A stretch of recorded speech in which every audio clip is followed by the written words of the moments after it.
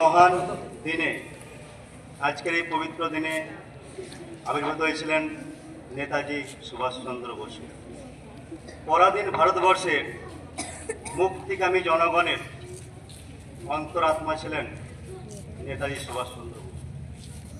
তার জীবন ছিল ত্যাগে শুভ্র গৌরী। পরাধীন ভারতবর্ষে স্বাধীনতা অর্জনের জন্য তিনি যেভাবে তার জীবন উৎসর্গ করেছিলেন তাতে আমরা বিস্ময়ে অভিভূত হয়ে যাই। পরাধীন ভারতবর্ষের মুক্তি পাগল জনগণের জাগ্রত আত্মার সোচ্চার কণ্ঠ ছিলেন নেতাজি সুভাষচন্দ্র বসু।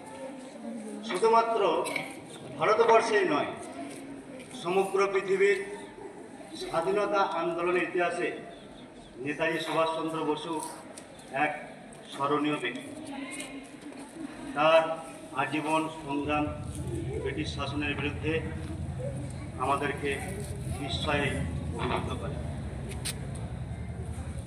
তিনি আজাদ হিন্দ ফৌজের সুদক্ষ পরিচালনা থেকে শুরু করে যেভাবে সাবমেরিনে করে দেশের এক প্রান্ত থেকে অন্য প্রান্তে পৌঁছে গিয়েছিলেন এবং আরও অন্যান্য অসাধারণ